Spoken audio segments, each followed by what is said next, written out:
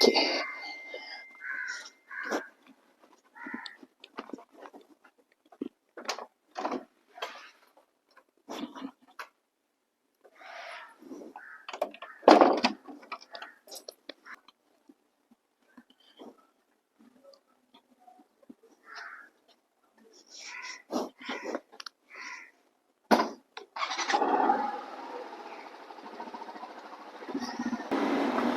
Guys, welcome back to another vlog. അപ്പം ഇത് നമ്മുടെ ലാഫിനെ നമ്മൾ ബസ് സർവീസിന് വേണ്ടി കൊണ്ടുപോവാണ്. അപ്പം നോക്കിയാൽ കാണാം, ഏകദേശം 970 കിലോമീറ്റർ നമ്മളെ പയ്യൻ ഓടിച്ചെടുത്തിട്ടുണ്ട്. റണ്ണിങ് പീരീഡ് എത്ര സക്സസ്ഫുൾ ആയിട്ട് കംപ്ലീറ്റ് ആക്കിയെന്നൊക്കെ ചോദിച്ചാൽ ഒരു 100% ഞാൻ റണ്ണിങ് ചെയ്തിട്ടുണ്ടെന്ന് എനിക്ക് പറയാൻ പറ്റത്തില്ല. കാരണം ചില സമയത്ത് ഞാൻ കൈ കൊടുത്ത് ഓടിച്ചിട്ടുണ്ട്, ചില സമയത്ത് ഒരു 30% ഓഫ് ടൈം ഞാൻ കൈ കൊടുത്തിട്ടാണ് ഓടിച്ചിട്ടുള്ളത്. കാരണം കൂടുതലും ഹൈവേസിലൊക്കെയാണ് പോയിക്കൊണ്ടിരുന്നത്. അപ്പം കൈ കൊടുത്ത് ഓടിച്ചിട്ടുണ്ട്. പക്ഷെ എൻ്റെ ഒരു റിസർച്ചിന്റെ അടിസ്ഥാനത്തിൽ അത് വലിയൊരു പ്രോബ്ലം ആവേണ്ടതല്ല. കാരണം modern engines are made to do so. പിന്നെ നമ്മൾ റൺ എന്ന് പറയുമ്പം വണ്ടി ഒത്തിരി പാമ്പർ ചെയ്ത് ഓടിക്കാനും പാടില്ല. ലൈക്ക് എപ്പോഴും കോൺസ്റ്റന്റ് ആയിട്ട് ഒരു 5000 RPM തന്നെ പിടിച്ച് നമ്മളെ ഒരു അല്ലെങ്കിൽ 5000 താഴെ മാത്രം ഓടിച്ച് പാമ്പർ ചെയ്ത് ഓടിക്കാനും പാടില്ല. ഇടയ്ക്കൊന്ന് കൂട്ടി കൊടുക്കണം. പക്ഷെ ഞാൻ കുറച്ചിടയ്ക്കിടയ്ക്ക് കൂട്ടി കൊടുക്കാറുണ്ടായിരുന്നു, അത്രേ ഉള്ളൂ വ്യത്യാസം. അതുപോലെ തന്നെ 2-3 കാര്യങ്ങൾ പറയാനുണ്ട്. ഒന്ന്, നമ്മൾ ഹാൻഡിലിൽ നിന്ന് കൈയെടുക്കുമ്പോൾ വണ്ടിക്ക് റൈറ്റിലേക്കൊരു പുള്ളിങ് ഉണ്ട്. അത് വണ്ടി തന്നെ റൈറ്റ് സൈഡിലേക്ക് പോകുന്നുണ്ട്. അതുപോലെ തന്നെ ഒരു കോൺസ്റ്റന്റ് സ്പീഡിൽ ഓടിക്കണ സമയത്ത് ബാക്ക് സൈഡിൽ നിന്ന് ഒരുമാതിരി പോയിന്റ്സ് തമ്മിൽ കിടന്ന് അടിക്കില്ല, കിലുകില സൗണ്ട് പോലെ കേൾക്കുന്നുണ്ട്. അപ്പൊ അത് രണ്ടും ഒന്ന് പറയണം. അതുപോലെ തന്നെ വളരെ റെയർ ആയിട്ട് നമ്മുടെ ക്വിക്ക് ഷിഫ്റ്റർ ഒന്ന് മിസ്ബിഹേവ് ചെയ്യുന്നുണ്ട്. അതായത് ഷിഫ്റ്റ് ചെയ്യും, അതായത് ഇപ്പം 5th നിന്ന് 6th വിചാരിക്കുക. 5th നിന്ന് 6th ഇടുന്ന സമയത്ത് പെട്ടെന്നൊന്ന് 6th ആവും, പെട്ടെന്ന് തന്നെ തിരിച്ച് 5th വന്നിട്ട് ഒരുമാതിരി ഭയങ്കര സൗണ്ട്, ഗിയർ ബോക്സ് ഒക്കെ തകർന്നു പോയി നമ്മൾ വിചാരിക്കുന്ന രീതിയിലുള്ള സൗണ്ടുമായിട്ട് ഈ സാധനം അങ്ങോട്ട് തിരിച്ചു വന്നിട്ട് കുറച്ചു നേരം ന്യൂട്രലാവും. ന്യൂട്രൽ പൊസിഷനിൽ വണ്ടി ഇങ്ങനെ പോയിട്ട് പിന്നെയും പെട്ടെന്ന് ഗിയർ വീഴും, ലോവർ ഗിയർ ആയിരിക്കും വീഴുന്നത്. ആ ഒരു സമയത്ത് അങ്ങനെ സ്ഥിരമായിട്ട് സംഭവിച്ചു കഴിഞ്ഞാൽ ഗിയർ ബോക്സിന്റെ കാര്യത്തിൽ ഒരു തീരുമാനമാകും. നോക്കണം.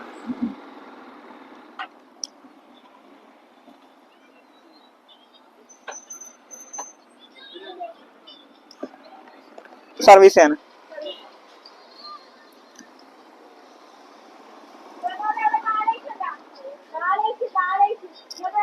എന്തായാലും നമ്മൾ ഷോറൂമിൽ വന്നിട്ടുണ്ട്. ഗുയ്സ് ടോപ്പ് ഹാവൻ TVS അകത്തേക്കേ ഉള്ളു. എന്താ അത്രയും ഡിലേ എന്താ ഉണ്ടാ? ഇപ്പൊ ഏൽപ്പിച്ചിട്ട് പോണോ അതോ നാളെ കൊണ്ടുവന്നാ മതിയാ? 9 മണിക്കാ, അതായിരിക്കും നല്ലത്. അപ്പൊ നാളെ കൊണ്ടുവന്നാ മതി.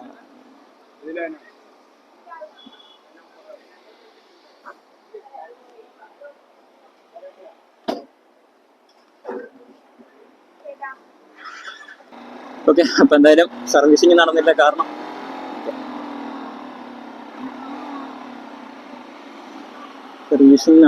കാരണം ഓൾറെഡി കുറെ വണ്ടികളുണ്ട്. അപ്പം നാളത്തേക്കേ ആവുള്ളൂ എന്ന് പറഞ്ഞു. എന്തായാലും വണ്ടി കൊടുത്തിട്ട് ബിഗ് വിങ്. ഞാൻ ഫസ്റ്റ് നോക്കിയിരുന്നത് ബിഗ് വിങ്ങിന്റെ ഒരു വണ്ടിയിലോട്ടാണ്. 300R ആയിരുന്നു നമ്മൾ നോക്കിയത്. പക്ഷെ അതിനുശേഷം ഇവൻ വന്നപ്പം ഇതിന് കൊടുക്കുന്ന പ്രൈസിനുള്ള സാധനം ഇല്ല എന്ന് എനിക്ക് തോന്നി. അവിടെ ഇരിപ്പുണ്ട്. കാരണം ഇലക്ട്രോണിക്സ് ഇല്ല, LCD ഡിസ്പ്ലേ ആണ് വരുന്നത്. പിന്നെ ഹോണ്ടയുടെ ഒരു ക്വാളിറ്റി ആ വണ്ടിക്ക് ഉണ്ട്, അതില്ലാന്ന് ഒരിക്കലും പറയാൻ പറ്റില്ല. എഞ്ചിന്റെ റിഫൈൻമെന്റിന്റെ കാര്യത്തിലാണല്ലോ, ആ ഒരു റൈറ്റ് ക്വാളിറ്റി ആണല്ലോ, മൊത്തത്തിൽ ആ ഒരു ക്വാളിറ്റി നമുക്ക് ഫീൽ ചെയ്യും. ബട്ട് ഫീച്ചേഴ്സിന്റെയും പവറിന്റെ ഒക്കെ കാര്യത്തിൽ എനിക്ക് കുറച്ചുകൂടി ഇഷ്ടപ്പെട്ടു. റിഫൈൻമെന്റിന്റെ കാര്യത്തിൽ കുറച്ച് മോശമാണ്. ഒരു 300cc ഉണ്ടാവാൻ പാടുള്ള വൈബ്രേഷൻ ഉണ്ടാവുന്നുണ്ടെങ്കിലും വൈബ്രേഷൻസ് ഉണ്ട്, ഇല്ല എന്ന് പറയാൻ പറ്റത്തില്ല. അപ്പം അതാണ് വണ്ടിയുടെ കാര്യം. അപ്പൊ എന്തായാലും സർവീസിങ് നടന്നില്ല. സർവീസിങ് നമുക്ക് ഒരു ദിവസം ചെയ്യാം. നാളെ രാവിലെ കൊണ്ടുവന്ന് കൊടുത്താൽ കിട്ടുമെന്ന് അറിഞ്ഞൂടാ, എന്തായാലും അത് ചെയ്യണം.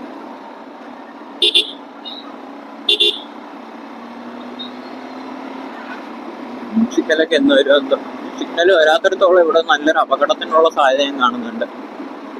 അവിടുന്ന് കയറ്റി വെക്കും,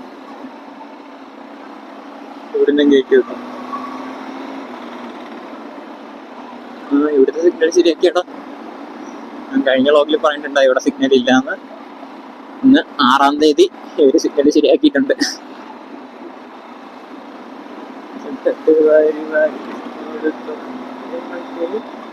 ഇവിടെ സിഗ്നൽ ഉണ്ടെങ്കിൽ നമുക്ക് ഈ സൈഡിൽ കൂടെ കയറി നേരെ പോവാം കേട്ടോ.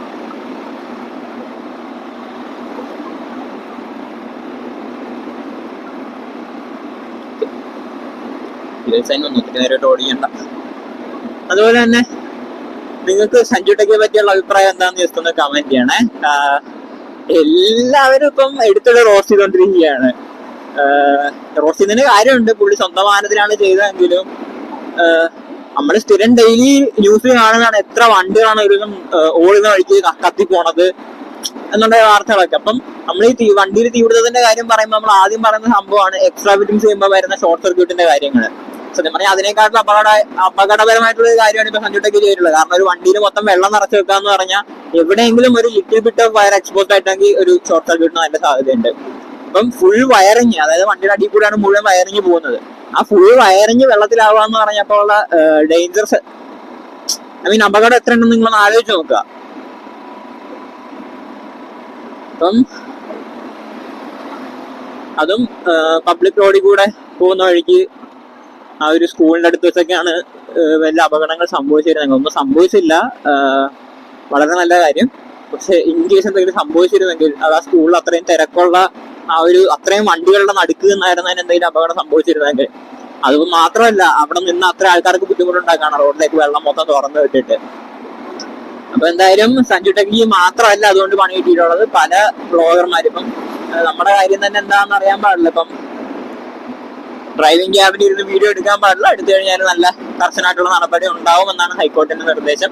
അതുപോലെ തന്നെ മോഡിഫിക്കേഷനും പണി കിട്ടിയിട്ടുണ്ട്. മോഡിഫിക്കേഷൻ പെർ മോഡിഫിക്കേഷൻ 5000 രൂപ വെച്ച് ഫൈൻ അടിക്കാനാണ് പറഞ്ഞിട്ടുള്ളത്.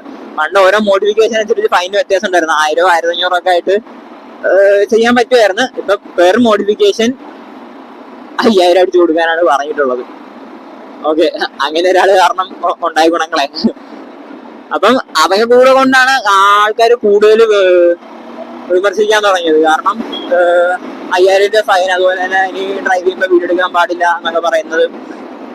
കാരണം ഡ്രൈവ് ചെയ്യുമ്പം വീഡിയോ എന്ന് പറയുന്നത് അത്ര നല്ല കാര്യം അല്ലെങ്കിലും പല വ്ളോഗർമാരും അതുകൊണ്ടാണ് ജീവിക്കുന്നത്. അപ്പം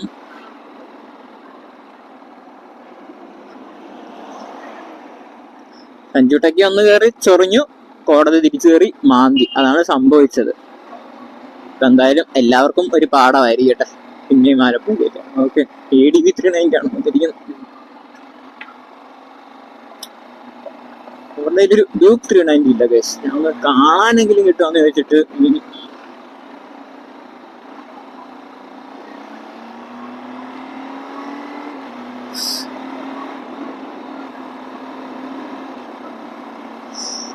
അതാണ് സഞ്ജു ടെക്കിയുടെ കാര്യം. കാണിച്ചത് മോശമായി പോയി.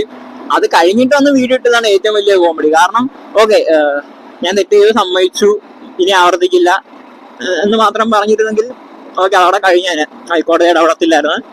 MAD കൊടുത്ത പണിഷ്മെന്റ്, നമ്മുടെ ആലപ്പുഴ മെഡിക്കൽ കോളേജിലെ സേവനവും അതുപോലെ തന്നെ മറ്റൊരു ക്ലാസ്സും കഴിഞ്ഞിട്ട് വീട്ടിൽ പോയായിരുന്നു.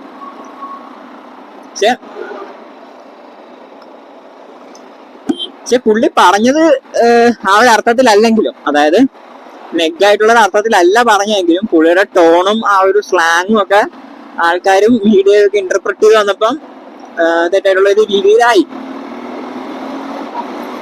അപ്പൊ ആ ഒരു സമയത്ത് നമ്മൾ സംസാരിക്കുമ്പോൾ കുറച്ചുകൂടെ ആലോചിച്ചും കണ്ടൊക്കെ സംസാരിക്കുക. നമ്മളൊരു പ്രശ്നത്തിൽ നിൽക്കുന്ന സമയത്ത്, നമ്മൾ നോർമലി സംസാരിക്കുന്നത് പോലെയല്ല, നമ്മളൊരു പ്രശ്നത്തിൽ നിൽക്കുന്ന സമയത്ത് നമ്മൾ സംസാരിക്കുമ്പം ആലോചിച്ച് നോക്കിയും കണ്ടുമൊക്കെ സംസാരിച്ചില്ലെങ്കിൽ പണി എവിടെ നിന്ന് വരുമെന്ന് അറിയാൻ പറ്റത്തില്ല. അത് സഞ്ജു ടെക്കിക്ക് മാത്രമല്ല, എല്ലാവർക്കും ഉള്ളൊരു അഡ്വൈസ് ആണ്. കാരണം നമ്മൾ ആരോട് എപ്പോൾ എങ്ങനെ സംസാരിക്കുന്നതെന്ന് ആലോചിച്ചിട്ട് മാത്രം പറയാം. കാരണം മീഡിയ എന്നൊക്കെ പറയുന്ന ഒരു കോർപ്പറേറ്റ് ആണ്. നമ്മള് ഒരാൾ വിചാരിച്ച, അല്ലെങ്കിൽ ഒരു യൂട്യൂബർ വിചാരിച്ചെന്ന് പറഞ്ഞിട്ട് ഒന്നും ചെയ്യാൻ പറ്റത്തില്ല നമുക്ക്.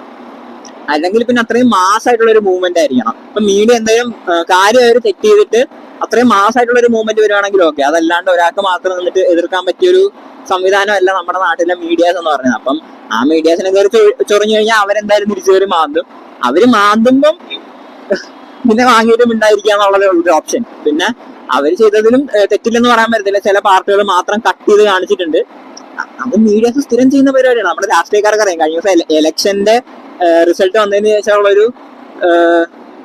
ഇന്റർവ്യൂ, എനിക്കൊന്ന് സുരേഷ് ഗോപിയുടെ ഇന്റർവ്യൂലാണെന്ന് തോന്നുന്നു. അപ്പൊ പറഞ്ഞപ്പം സുരേഷ് ഗോപി ഇടയിൽ കൂടെ വേറെന്തോ പറഞ്ഞു. അപ്പൊ മീഡിയക്കാർ ചോദിച്ചതിനുള്ള ഉത്തരവല്ലല്ലോ പറഞ്ഞത്. അപ്പം സുരേഷ് ഗോപി പറഞ്ഞ കാര്യമാണ്, ഞാൻ ഇതിപ്പോ പറഞ്ഞില്ലെങ്കിൽ നിങ്ങൾ മറ്റേത് മാത്രം മുറിച്ച് കാണിക്കും. അപ്പം സുരേഷ് ഗോപിക്ക് അറിയാം മുറിച്ച് കാണിക്കുന്നു. അതുകൊണ്ട് പുള്ളി ബുദ്ധിപരമായിട്ട് നീങ്ങി. അതുപോലെയൊക്കെ ബുദ്ധിപരമായിട്ടൊക്കെ നീങ്ങുക, അതേ എനിക്ക് പറയാനുള്ളൂ. അതുപോലെ തന്നെ നീറ്റ് എക്സാമിന്റെ സ്കാമും പുറത്തു വന്നിരിക്കുകയാണ്. ക്വസ്റ്റ്യൻ പേപ്പർ ലീക്കായി. അതുപോലെ തന്നെ മാർക്കിങ്ങിന്റെ പ്രശ്നങ്ങൾ, കോപ്പി അടി, അങ്ങനെ കുറെ പ്രശ്നങ്ങളൊക്കെ പുറത്ത് വന്നിട്ടുണ്ട്. അതും അതിന്റെ ഒരു ചർച്ചയിൽ അതിന്റെ വഴിക്ക് നടന്നുകൊണ്ടിരിക്കുകയാണ്. കാരണം എൻ്റെ ഫ്രണ്ട്സും ഒത്തിരി പേര് നീറ്റ് എഴുതിയിട്ടുണ്ട്. ഐ മീൻ എൻ്റെ ചെറിയ അനിയന്മാരും അനിയത്തിമാരും ഒക്കെ നീറ്റ് എഴുതിയവരുണ്ട്. അവരെല്ലാം ഭയങ്കര വിഷമത്തിലാണ്. കാരണം പറയുമ്പോൾ അവർക്ക് 10-650 മാർക്ക് ഉണ്ടെങ്കിലും കേരളത്തിലെ ഒരു മെഡിക്കൽ കോളേജിൽ സീറ്റ് ഉണ്ടെങ്കിൽ ഇപ്രാവശ്യം 675 മാർക്ക് വേണം. അതായത് 720-ൽ 675 മാർക്ക് ഉണ്ടെങ്കിൽ മാത്രമാണ് കേരളത്തിലെ ഒരു ഗവൺമെന്റ് കോളേജിൽ സീറ്റ് കിട്ടാനുള്ള സാധ്യത. ആലോചിച്ച് നോക്കാം എത്ര ഒരു മോശം സിറ്റുവേഷൻ ആണെന്ന്.